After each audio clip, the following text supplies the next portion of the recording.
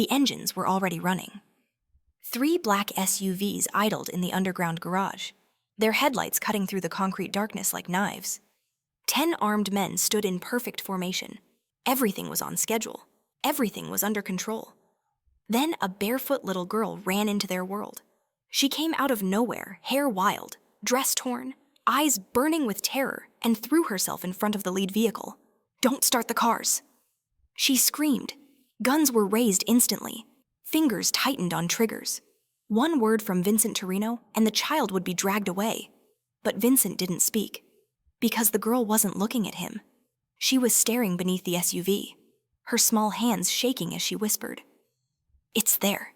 It's counting." Silence swallowed the garage. A guard crouched down, turned on his flashlight, and went pale. What he found under that car wasn't meant to kill Vincent Torino. It was meant to trap him. And the person who placed it there knew his schedule, his security, and his past. This was not an assassination.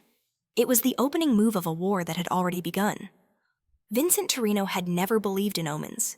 He believed in patterns, preparation, and control. In his world, survival was not luck. It was discipline sharpened over decades. Every morning followed the same rhythm. Every movement was calculated. Every variable accounted for. That was why, at exactly 8:27 a.m., when his convoy prepared to leave the underground garage beneath his penthouse, Vincent already knew how the next hour was supposed to unfold. And that was why the girl shattered everything.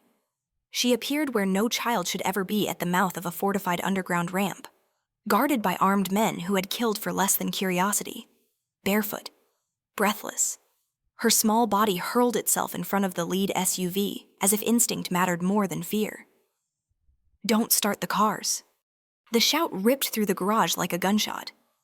10 weapons were raised in unison. Safety mechanisms disengaged with soft metallic clicks, the kind of sound that usually meant the last thing someone ever heard. The guards reacted without thinking, exactly as they were trained to do. Vincent raised one hand. The gesture was calm, almost lazy, yet it froze every man in place. The girl stood there trembling, arms spread wide against the cold metal of the SUV.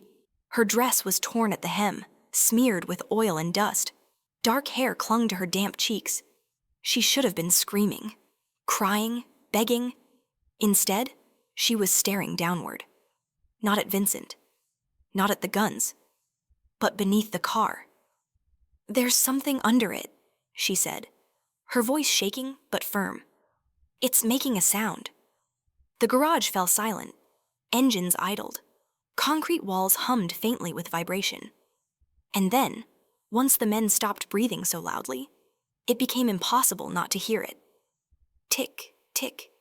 The sound was faint, almost polite, the kind of noise designed not to be noticed unless you were listening for it. Vincent felt a cold pressure settle behind his ribs. He crouched slowly, ignoring Tommy Marchetti's instinctive step forward. A flashlight snapped on, its beam sliding beneath the SUV. For a split second, Vincent hoped it was nothing, a loose component, a harmless mistake. It wasn't. A small black device was affixed neatly to the frame, secured with industrial adhesive. Thin wires disappeared into the shadows. A digital display glowed dimly, numbers counting down with relentless patience. 1842, 1841. Not a crude bomb, not something slapped together in desperation. This was clean, precise, professional. This was placed by someone who knew exactly how long Vincent's engines would idle before departure. Someone who knew his routine. Someone who understood him. Vincent straightened, his expression unreadable. The guards waited for orders that did not come. Instead, his gaze returned to the girl, who now hugged herself against the cold, eyes fixed on his face with a strange mix of fear and certainty. "What's your name?" he asked. "Sophia," she whispered. "How did you get in here?" "Sophia," she hesitated, biting her lower lip. "The stair door was open. I was hiding. I saw him." Vincent's eyes narrowed slightly. "Saw who?" "The man," she said. "Last night. He came after you left." A single sentence, delivered softly, but it landed like a blade. Vincent glanced toward the emergency stairwell. That door required a key card. It was checked every night, every morning, No exceptions. What did he do? Vincent asked. Sophia swallowed. He crawled under the cars. All of them. He stayed a long time. I was scared, so I didn't move. Tommy crouched again, scanning the other vehicles. His face tightened. Same device, same placement, same countdown. 3 cars, 1 plan. Vincent exhaled slowly. This was not an attempt to kill him in the garage. That would have been sloppy. Too contained. No witnesses, no message. No, this was meant to happen on the road, in public. Flames, sirens, chaos. A declaration. And yet, something didn't fit. Sophia shifted her weight, eyes darting nervously toward the shadows. He told me something, she said. Vincent knelt until they were eye level. Up close, he could see how young she really was. Dirt under her nails, a faint bruise on her wrist. A child who had learned too early how to stay quiet. What did he tell you? Vincent asked. She lowered her voice, as if the walls themselves might be listening.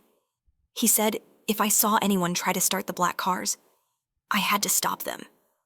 He said, if I didn't, bad things would happen. Vincent felt the chill deepen. The man had not wanted the device to go unnoticed. He wanted it found, which meant the device wasn't the end of the plan. It was the beginning. Vincent studied Sophia's face again, and for the first time since she appeared, something unfamiliar stirred in his chest. Not fear, not anger, recognition. Children didn't invent details like this. They repeated what they saw. Sophia, he said gently, can you describe the man? She nodded immediately. He was tall, dark hair, and he had a scar. She lifted her hand and traced a line across her left cheek. Right here. Time slowed. Vincent didn't move. Didn't speak. The sound of ticking seemed suddenly louder, more insistent, as if it were counting down not seconds, but years. That scar was not common. That scar was not an accident. Vincent had made it himself. 15 years ago, in a room soaked with blood and betrayal. He had chosen mercy over execution. He had let a man live who had sworn loyalty and then tried to sell his empire to the authorities. Marco Santini. The name echoed in his mind like a ghost dragged from the grave.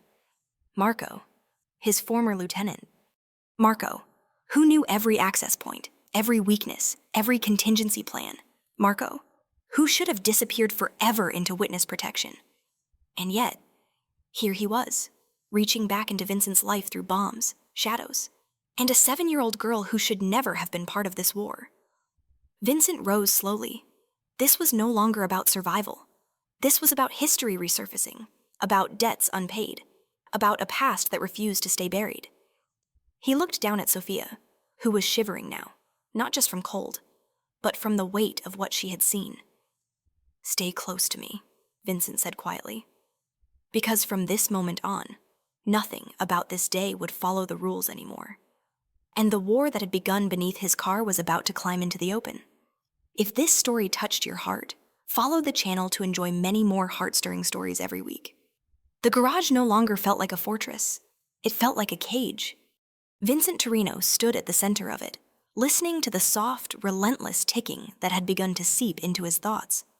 The devices had been secured, isolated, rendered harmless for now. Yet their presence lingered like a whisper that refused to fade. This was not an act of chaos. It was choreography, and the choreographer knew him well. Clear the building, Vincent said calmly. No sirens, no unnecessary movement. Tommy Marchetti obeyed without question, but his eyes betrayed unease. 8 years at Vincent's side had taught him to read the difference between routine danger and something far worse.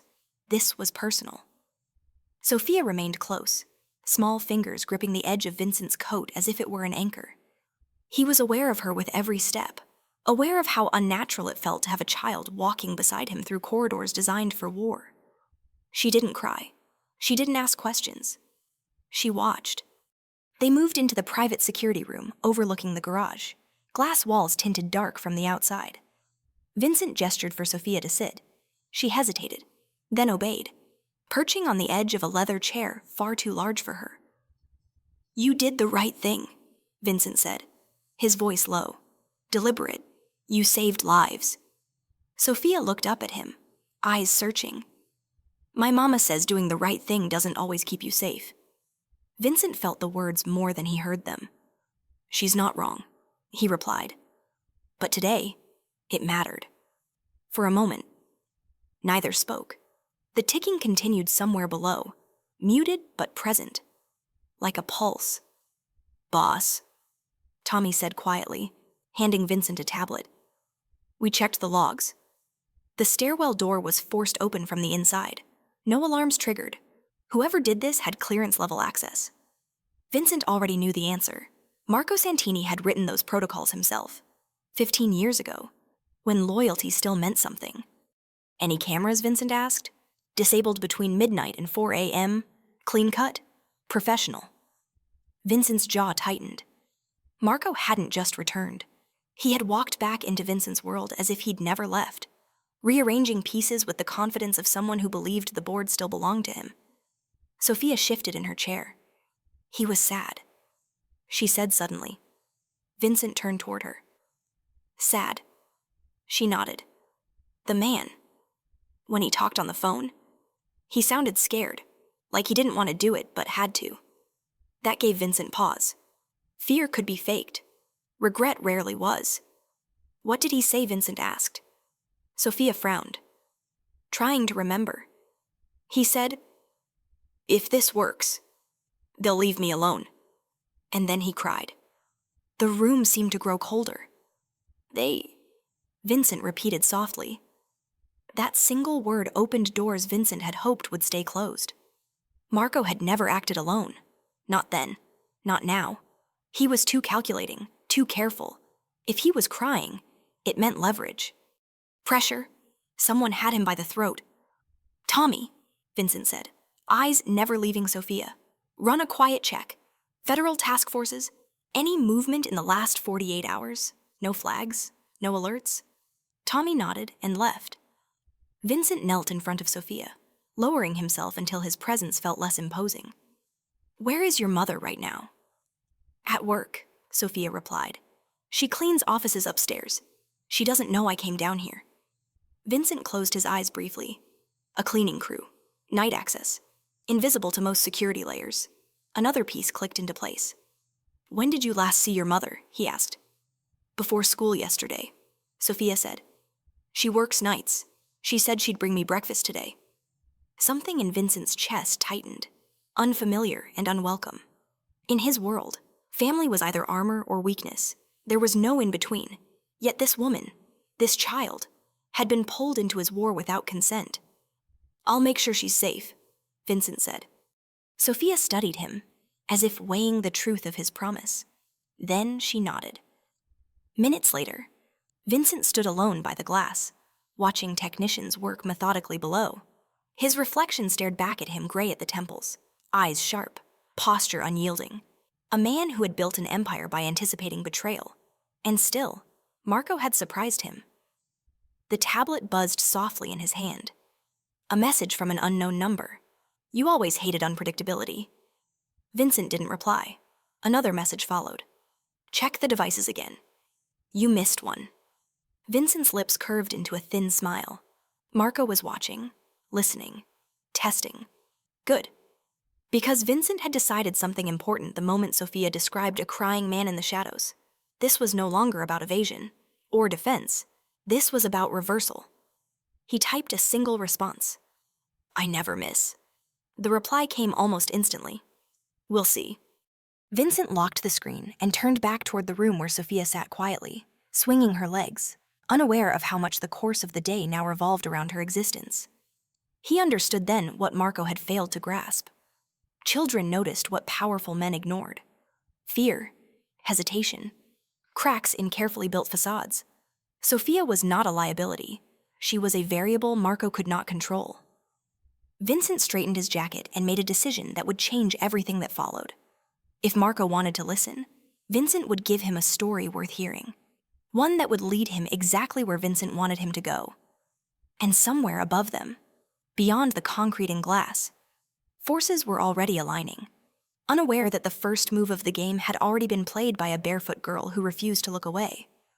By the time night settled over the city, Vincent Torino had stopped pretending this was a surprise. The building was quiet in the way only controlled spaces could be too quiet, stripped of randomness, every sound measured and expected. Security rotations had doubled.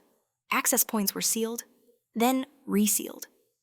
Yet Vincent knew none of it truly mattered. The danger was no longer outside his walls. It was threaded through memory, through trust once given and never fully retrieved. Sophia had fallen asleep in a private room under guard, curled beneath a blanket far too heavy for her small frame. Vincent had stood there longer than necessary, watching her chest rise and fall, struck by the strange intimacy of guarding a child's sleep. It reminded him of a time when violence had not been his native language, when promises still felt permanent. Tommy found him in the corridor. "We located Elena Vasquez," he said quietly. "She's still cleaning on the 15th floor. No unusual behavior, no contact attempts." "Good," Vincent replied. "Keep it that way." Tommy hesitated. "Boss, if Marco is using her—" "He's not," Vincent cut in. "Not directly. Marco doesn't like blood on his hands if he can help it. He prefers pressure, fear, leverage." Tommy nodded, though unease lingered. And the message Vincent's phone buzzed as if summoned by the question. "Rooftop, midnight. Come alone, no threats, no countdown." Marco had always favored invitations over ultimatums. It was one of the reasons Vincent had trusted him once. "Prepare a shadow perimeter," Vincent said. "I don't want interference unless I ask for it." Tommy frowned. "You're walking into a trap." "Of course I am," Vincent replied calmly. "So is he." Midnight came without ceremony. The rooftop air was cold. The city stretched beneath them like a living organism, lights pulsing, veins of traffic flowing endlessly. Vincent stepped into the open, hands visible, posture relaxed. He had learned long ago that confidence unsettled enemies more effectively than force. Marco Santini emerged from behind a ventilation unit. 15 years had changed him. The sharpness of youth had dulled, replaced by a careful restraint that spoke of surveillance and self-censorship. The scar on his cheek was still there, faint but unmistakable, a permanent reminder of a night neither of them had ever truly escaped. "Vincent," Marco said, almost fondly. "Marco." Vincent replied. "You look alive." Marco smiled thinly. Witness protection has its benefits. They stood several feet apart, neither in a hurry. Between them lay too much history for rushed words. "You involved a child," Vincent said at last. "That's new." Marco's jaw tightened. She wasn't supposed to matter. Vincent tilted his head. "That's where you miscalculated." For a moment, something flickered across Marco's face, regret. Perhaps. Or exhaustion. "You don't understand the pressure I'm under." "I understand pressure," Vincent said softly. "I built my life around it." Marco laughed, humorless. "You built an empire. I built a cage. You chose to betray me. I chose to survive." The wind carried their words outward, into the city, into devices Marco believed were listening only for Vincent's confession. He didn't notice the subtle shift in Vincent's tone, the deliberate pacing of his responses. And now Vincent asked, "What do you think happens next?" Marco took a step closer. "Now you do what you've always done. You adapt. You negotiate. You give them what they want. And what do they want?" "Marco." "Your past." Marco said, "Every illegal deal, every name, every secret you've buried under legitimate businesses and polite handshakes." Vincent smiled faintly. "You always thought small." Marco stiffened. "This isn't a game. It never is," Vincent replied. "Until someone realizes the board is larger than they imagined." Below them, unmarked vehicles idled quietly. Marco glanced toward the edge, then back. "They're ready. If you cooperate, this ends cleanly. And if I don't—" Marco's eyes softened, just for a second. "Then people you care about get hurt." Vincent felt the words land, sharp and precise. Not a threat, a statement. "You mean the child," Vincent said. Marco didn't answer. "That's the difference between us," Vincent continued. "You use fear to escape consequences. I use patience to erase them." He stepped closer now, close enough for Marco to see the certainty in his eyes. "You think you're delivering me to justice," Vincent said, "but you're delivering them to exposure. Marco's brow furrowed. What are you talking about? Vincent reached into his jacket, slow enough not to alarm, and produced his phone. With a tap, he activated a hidden broadcast. Marco's voice, their conversation, began echoing faintly from speakers embedded around the rooftop. Every word you've spoken, Vincent said calmly, is being recorded by the same network you trusted to protect you. Marco's face drained of color. You're bluffing. Am I? Vincent gestured toward the city. Ask yourself why I agreed to meet. Why I didn't run. Why a man who hates unpredictability walked into the unknown. Marco took a step back. You planned this. I planned for you, Vincent corrected. 15 years ago. Sirens sounded in the distance. Not rushing, not frantic measured. Marco's voice dropped. They promised me immunity. They promised you silence, Vincent said. Those are not the same. For a long moment, Marco stood frozen, the weight of realization settling over him. He had been a pawn, moved carefully into position, convinced he was holding the king. Why, Marco asked quietly, after everything, why not destroy me? Vincent's gaze drifted, briefly, to the glow of the building below, to the room where a little girl slept, unaware of the war she had disrupted. Because once, Vincent said, you saved my life. And because tonight, someone else reminded me what power is really for. Marco closed his eyes. The game had turned, and neither of them could pretend otherwise anymore. The sirens never reached the rooftop. They slowed instead, fading into distant echoes, as if the city itself were holding its breath. Marco Santini remained frozen where Vincent had left him, the night air heavy with everything that had been said and everything that could no longer be undone. By the time security shadows closed in from opposite stairwells, Marco had already surrendered to the truth, pressing against his ribs. This war had never been his. Vincent descended alone. Each step down the stairwell felt deliberate, unhurried. He had learned long ago that haste belonged to men who had already lost control. His phone vibrated twice in his pocket, then fell silent. Messages could wait. Tonight required clarity, not noise. On the 15th floor, fluorescent lights hummed softly.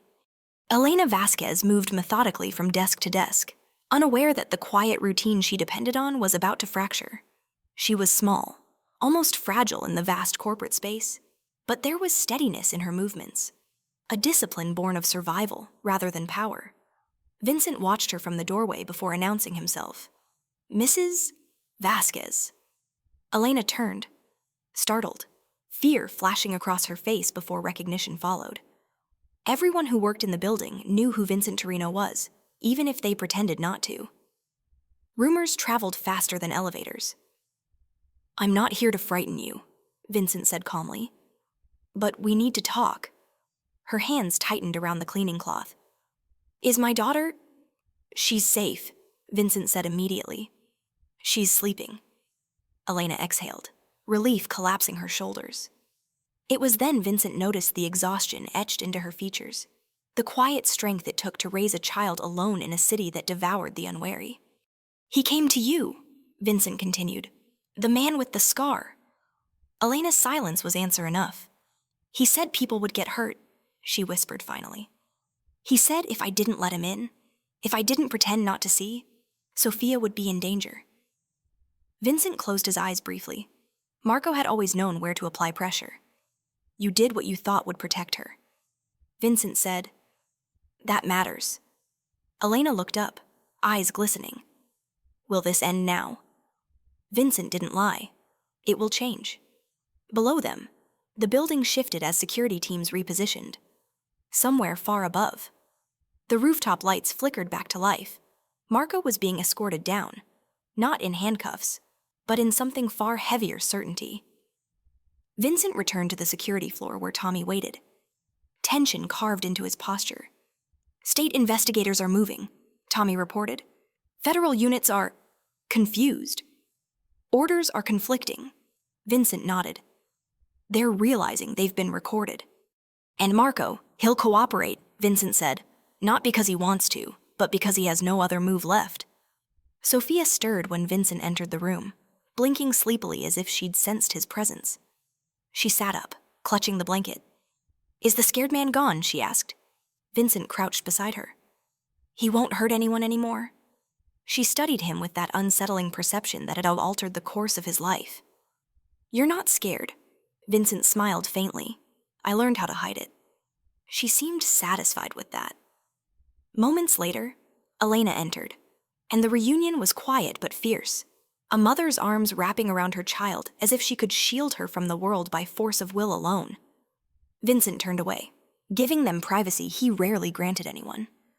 The tablet on the desk came alive with incoming feeds, names, coordinates, financial trails. The recordings Marco had trusted were already unraveling the very network that had believed itself untouchable. "Boss," Tommy said softly, "this goes higher than we thought." "I know," Vincent replied. "That's why it has to be clean." Another message appeared on Vincent's phone, this one encrypted, marked urgent. "You're making this worse." It read, "Stand down." Vincent didn't need to ask who sent it. He typed a response with calm precision. "You made it worse when you involved a child." The reply came slower this time. "You don't know what you're up against." Vincent looked through the glass at Elena and Sophia, now seated together, whispering softly. He had spent decades believing power was measured in territory, influence, fear. Tonight, a different equation had emerged. "I do," he typed. "And I'm done pretending otherwise." Outside, helicopters passed overhead without landing. Inside, doors opened that had never been meant to. Marco's choice betrayal born of fear had exposed a truth larger than any one man's empire. Tommy approached quietly. "What's the next move?" Vincent straightened his jacket, gaze steady. "We let them think they're still in control. And then we show them the cost of forgetting who they're dealing with." As the city resumed its rhythm below, Vincent felt the weight of the night settle into something unexpected. Not triumph, not relief, but resolve. Mercy. He understood now. Was never free. It demanded consequence, balance, and the willingness to protect what mattered when everything else was negotiable. Somewhere between the ticking of a device and the quiet breathing of a sleeping child, Vincent Torino had crossed a line he could never step back from. And the world was already shifting in response. Dawn arrived without apology.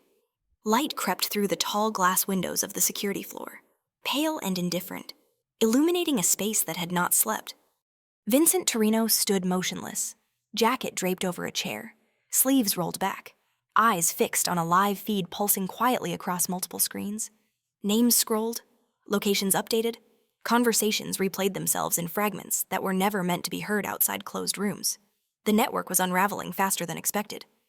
"They're pulling units," Tommy said, his voice low. "Federal vehicles are repositioning. No clear command." Vincent didn't respond at first. He was listening to patterns rather than words. Panic had a rhythm. So did denial. What he heard now was something different. Fear, sharpened by exposure.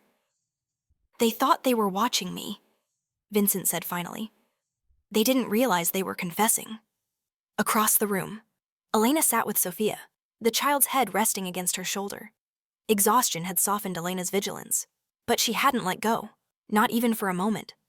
Vincent noticed the way her fingers threaded through Sophia's hair, grounding, protective. It stirred something in him he had long ago buried under strategy and steel. A screen chimed softly. Incoming call. Encrypted, restricted access. Vincent answered. "Mr. Torino," a woman's voice said smoothly.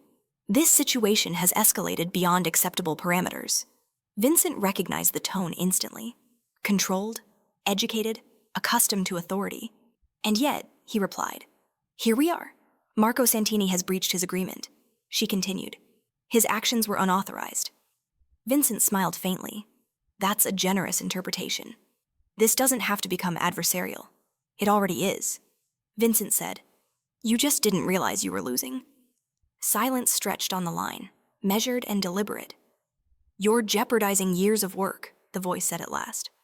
"So were you," Vincent replied, "when you chose coercion over law." The call ended abruptly. Tommy looked at Vincent, concern etched into his features. "They're not backing down?" "No," Vincent said. "They're recalibrating." He turned toward Elena. "We're moving you and Sophia." Elena stiffened. Somewhere they won't look," Vincent said. "Somewhere safe." Sophia lifted her head. "Will they stop being angry?" Vincent knelt in front of her, meeting her gaze. Angry people don't stop easily, but they do get careless. She considered this, then nodded. The man with the scar was careless. Vincent's lips curved into the faintest smile. Yes, he was. By mid-morning, the building had become a quiet storm. State investigators moved through corridors with warrants in hand. Federal agents avoided eye contact, unsure whether they were hunters or hunted. Phones buzzed endlessly, doors closed, files vanished. And above it all, Vincent remained still. "Boss," Tommy said, lowering his voice. "There's something else." He passed Vincent a tablet displaying a financial mapshell companies, offshore accounts, charitable fronts. A single name appeared again and again, woven through transactions like a signature. "Sarah Chen," Tommy said. "She's not just a handler. She's the architect." Vincent absorbed the information without visible reaction. He had met Sarah Chen once, years ago, at a charity gala. She had smiled politely, asked intelligent questions, and never once revealed how closely she'd been watching him. She underestimated Marco, Vincent said, and she underestimated the child. Sophia's presence had altered trajectories no algorithm could have predicted. By afternoon, Marco was formally in custody, not arrested, not charged, but contained in a legal gray space that mirrored his entire existence. Vincent visited him once, briefly. Marco looked smaller now, older. The weight of consequence had pressed the air from his arrogance. "You always had a way of making people feel seen," Marco said quietly, "even when they were invisible." "You wanted absolution," Vincent replied. "You chose exposure instead." Marco swallowed. "What happens to me?" "That depends," Vincent said, "on how honest you're willing to be." As Vincent turned to leave, Marco spoke again. "She changed things. The girl." Vincent paused. "Yes. She reminded you," Marco said softly. Vincent didn't answer. He didn't need to. That evening, as the city exhaled into twilight, Vincent stood alone on the balcony of a secured residence miles away. Below him, Elena and Sophia settled into unfamiliar rooms, their lives temporarily displaced yet preserved. For the first time in years, Vincent allowed himself to imagine a future not dictated by contingency plans and exit strategies. It was not a peaceful vision. It was fragile, uncertain, and it mattered. His phone vibrated once more. "This isn't over," the message read. Vincent typed his reply without hesitation. It never is. But now it's visible. He looked out over the city that had shaped him, hardened him, and now unexpectedly challenged him to protect something more delicate than power. The hunters had realized they were seen, and Vincent Torino had decided exactly what that would cost them. Night returned with a softer face. The secured residence sat above the city lights, distant enough to feel removed, close enough to remain dangerous. Vincent Torino watched the skyline through floor-to-ceiling glass, a half-finished drink untouched beside him. He had moved Elena and Sophia here under layers of anonymity, a place that did not officially exist, guarded by people whose loyalty had never been purchased cheaply. Yet protection, he was learning, was not the same as peace. Behind him, Elena stood quietly near the doorway, uncertain whether she was allowed to occupy the same silence. She had changed into borrowed clothes, simple and clean, but exhaustion still clung to her posture. Vincent noticed how she carried it not as weakness, but as something endured. "You don't sleep much," she said softly. Vincent turned, surprised by the intimacy of the observation. "Sleep is a habit I never mastered." Elena nodded as if that made sense. "Sophia is the same. She listens even when her eyes are closed." Something tightened in Vincent's chest. "She saved my life." Elena met his gaze, steady and unflinching. "She doesn't know that. She only knows she didn't want anyone to get hurt." For a moment, Vincent saw her not as a woman caught in his war, but as a mother whose world revolved around a child with too much awareness for her age. It was disarming. "Why are you really helping us?" Elena asked. Vincent didn't answer immediately. Truth, he had learned, was most dangerous when offered too quickly. Because I owe a debt, he said finally. And because someone crossed a line they shouldn't have. Elena accepted the answer without pressing. She understood restraint. It was the language of survival. In the adjacent room. Sophia slept restlessly, murmuring fragments of dreams. Vincent had ordered doctors, counselors, anything that might erase the night from her memory. None had promised success. Some experiences settled too deep. His phone buzzed softly. Tommy's name. They're consolidating, Tommy said without preamble. Chen is moving assets off-grid. She's cleaning house. Vincent closed his eyes briefly. She won't run. She might. No, Vincent said. She needs closure. People like her always do. And Marco? He'll hold. Vincent replied. For now. After the call ended, Vincent remained still. Mind turning? Sarah Chen had always believed control was absolute. Exposure had unsettled her. But it wouldn't break her. Not yet. Elena watched him carefully. You're thinking about them again. Vincent exhaled slowly. Yes. You can stop, she said. Just for tonight.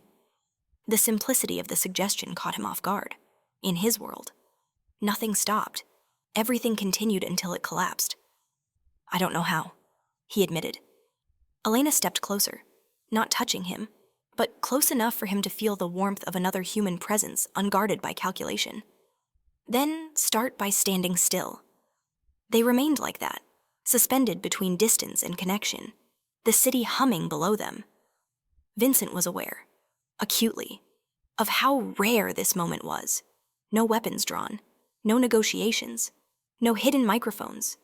Just two people navigating the aftermath of violence they hadn't chosen, elsewhere in the city. Sarah Chen reviewed reports in a darkened office, jaw clenched. The situation was deteriorating faster than anticipated. Vincent Torino had proven far less predictable than expected. The child had been an error, an emotional variable no model could account for. We underestimated him, an aide said cautiously. Chen's eyes hardened. No, we underestimated his capacity for restraint. She knew men like Vincent. Power wrapped in discipline. Violence held back by choice rather than fear. Those men were the most dangerous when cornered. Prepare a formal approach, Chen said. If he wants legitimacy, we'll offer it. Back at the residence. Sophia stirred awake, padding softly into the living room. Vincent noticed immediately. Instinct sharpened. I had a bad dream, she said. Vincent knelt before her. About what? The ticking, she whispered. But it stopped when you were there. Elena watched them, emotion flickering across her face. Vincent placed a steady hand on Sophia's shoulder. It won't come back. She studied him, then nodded, trusting in a way that unsettled him deeply. Later, when the house finally quieted, Vincent stood alone again, but something had shifted. The silence no longer felt empty. It felt fragile, temporary, worth defending. A message appeared on his phone. We should talk, without intermediaries. Vincent stared at the name attached to it. Sarah Chen. He typed a single reply. Choose your words carefully. The response came moments later. So should you. Vincent looked toward the hallway where Elena and Sophia slept, then back to the city that had shaped every decision he had ever made. Desire, he realized, was not always loud. Sometimes it was the quiet urge to preserve something unbroken. Part 6 closed not with gunfire or arrests, but with a tension far more dangerous the moment when protection began to resemble attachment. And power hesitated at the edge of something it could not fully control. The restaurant was closed. Not officially, of course. On paper, it was undergoing renovations. Its reservation system quietly disabled. Its staff sent home early with generous bonuses and firm instructions not to ask questions. In reality, it was precisely the kind of place Vincent Torino preferred for conversations that would never be recorded in minutes or transcripts. Candlelight softened the edges of the room. Linen-covered tables stood untouched, waiting for guests who would never arrive. At exactly 9 o'clock, Vincent took his seat near the window, his back to the wall, his reflection faintly visible in the dark glass. No security stood nearby, no obvious surveillance. The absence was intentional. Sarah Chen arrived 3 minutes late.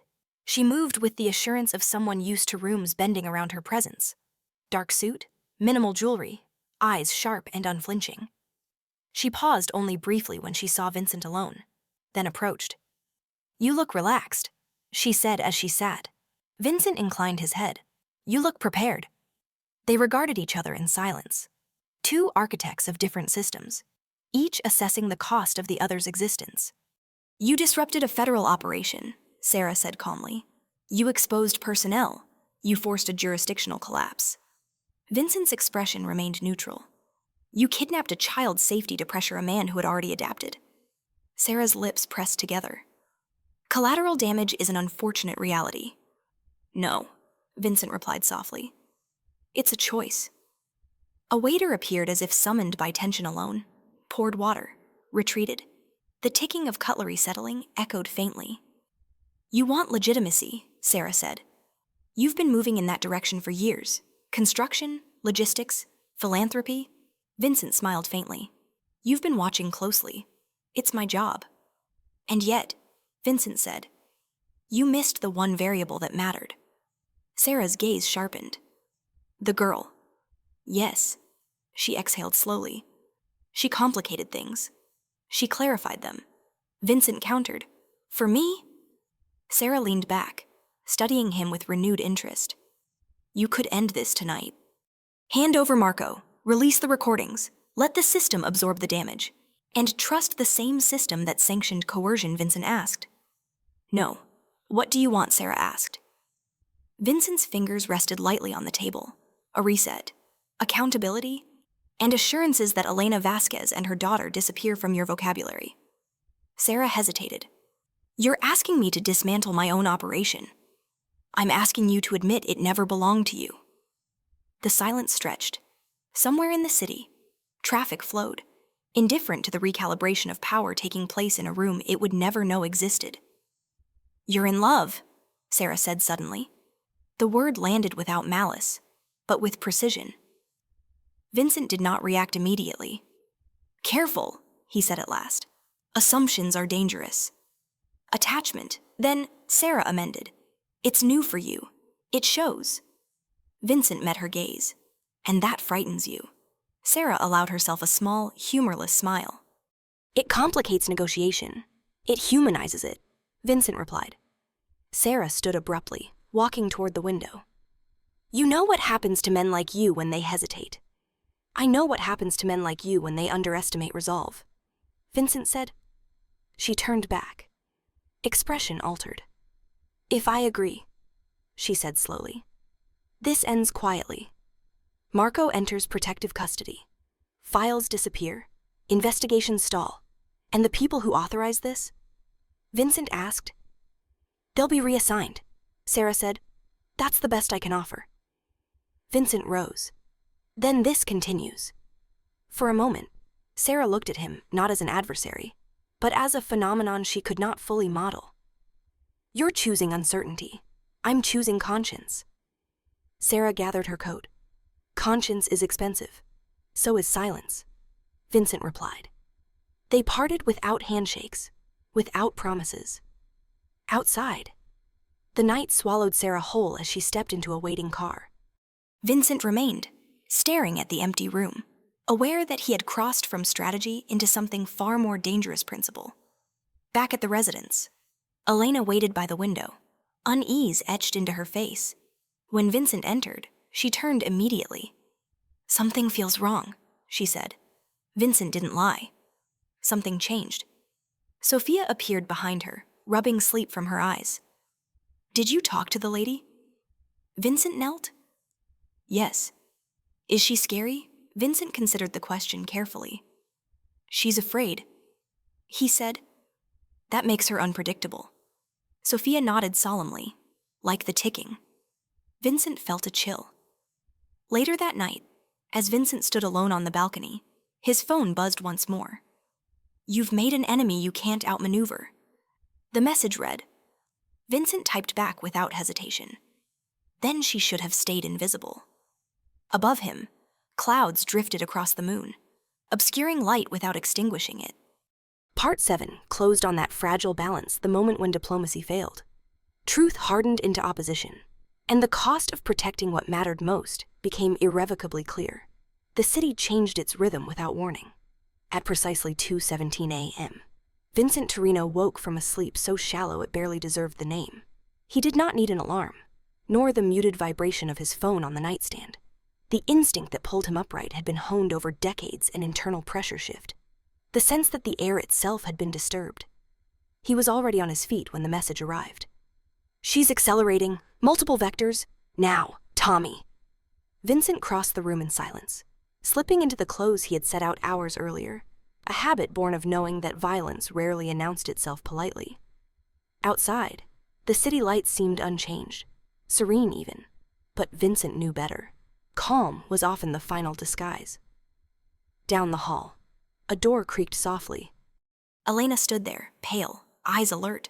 "I felt it," she said before he could speak. Vincent paused. "Felt what?" "That something's wrong." Sophia appeared behind her, clutching a stuffed animal one of Vincent's men had bought her earlier that day. Her gaze went past both adults, toward the windows. "The city is holding its breath," she whispered. Vincent knelt in front of her. "We need to move." Elena stiffened. Again. "Yes," Vincent said, steady but urgent. "And this time, it won't be quiet." Within minutes, the residence transformed. Lights dimmed. Security routes shifted. Vehicles repositioned with practiced efficiency. No sirens. No raised voices. The kind of operation that looked effortless only because it had been rehearsed in imagination 1,000 times. As they descended into the underground garage, Vincent's phone came alive with overlapping updates. Bank freezes. Arrest warrants stalled mid-signature. Evidence logs corrupted simultaneously across 3 jurisdictions. Sarah Chen had not chosen a single attack. She had chosen saturation. "She's burning leverage," Tommy said through the earpiece. "And she's not hiding it." Vincent opened the rear door of the armored car for Elena and Sophia himself. Elena hesitated, her hand brushing his sleeve. "This is because of us," she said quietly. Vincent met her gaze. "This is because someone forgot children are not tools." The convoy moved, above ground.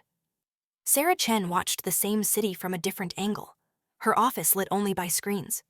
She had abandoned caution in favor of momentum.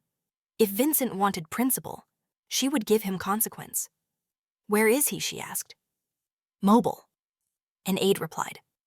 He anticipated the first wave. Sarah's jaw tightened. "Then we escalate." She had already authorized measures that would have been unthinkable days earlier.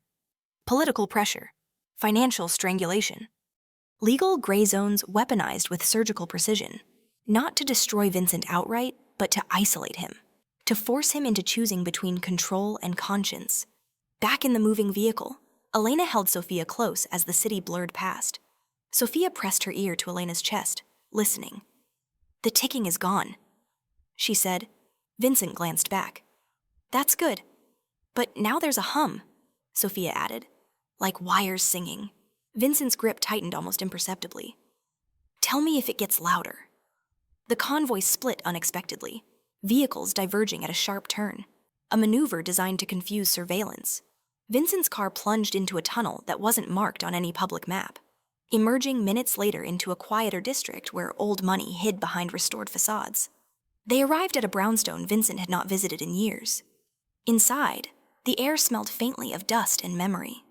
This place predated his empire, a relic of a time when his power had been smaller and his risks more personal. "This is temporary," he said. Elena looked around, then nodded. Temporary is better than exposed. As dawn crept closer, the world outside fractured further. News outlets reported contradictory stories. Officials contradicted each other. Leaks emerged and vanished within minutes. To the public, it felt like confusion. To Vincent, it was war conducted through infrastructure rather than bullets. By mid-morning, Sarah Chen received confirmation that her final maneuver had landed. "He's contained," an aide said. "Financial access restricted. Permits revoked." Allies hesitating. Sarah exhaled slowly. "Good. And the woman and the child untouched," the aide said. "Per your instructions." Sarah stared at the city below her. She had expected relief. Instead, she felt something closer to irritation. Back at the brownstone, Vincent stood before an old piano, fingers resting on keys he did not press. Elena watched him from the doorway. "You're losing things," she said gently. Vincent didn't deny it.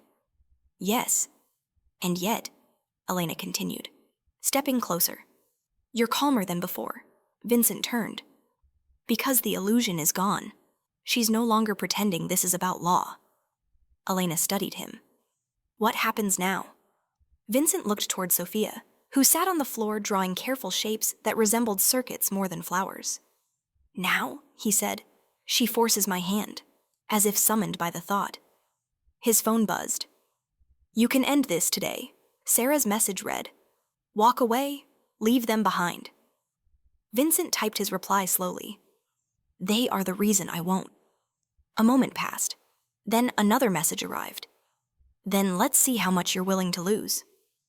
Vincent lowered the phone, the weight of inevitability settling over him. Outside, the city resumed breathing, unaware that its calm had been purchased on borrowed time. Part 8 closed not with impact, but with convergence, every force in motion, every choice narrowing, and love standing squarely in the path of power that refused to retreat. The city did not collapse. It adjusted. By the third day of pressure, the chaos that Sarah Chen had engineered began to reveal its limits. Systems could be strained, reputations blurred, capital frozen, but not indefinitely.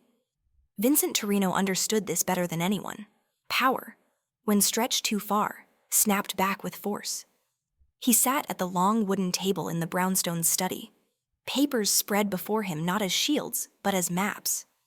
Each document represented a version of himself he could still become. The criminal who vanished, the magnate who surrendered, the man who survived by sacrificing the softest part of his life. None of them felt acceptable anymore.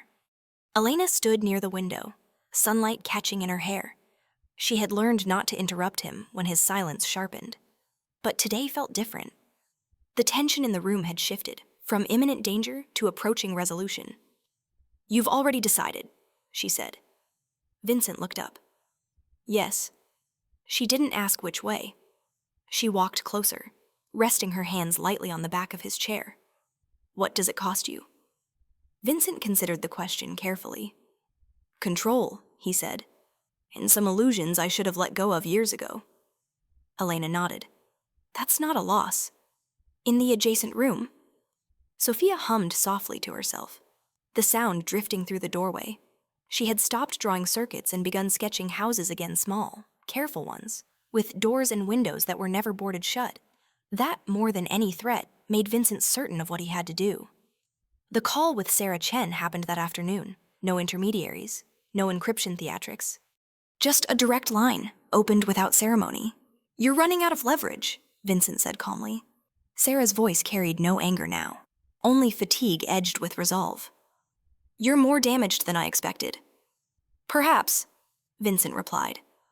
"But I'm done pretending this is a negotiation." Sarah was silent for a long moment. "You're going to expose everything." "Yes." "You'll burn half your own infrastructure." "Yes." "You'll invite scrutiny you can't fully control." "Yes." "And you believe you'll walk away intact?" she asked. Vincent glanced toward Elena, who met his gaze without fear, without expectation. "No," he said. "I believe I'll walk away honest." Sarah exhaled slowly. "You're dismantling a machine that took decades to build." "So are you," Vincent replied. "The difference is, I'm choosing the moment."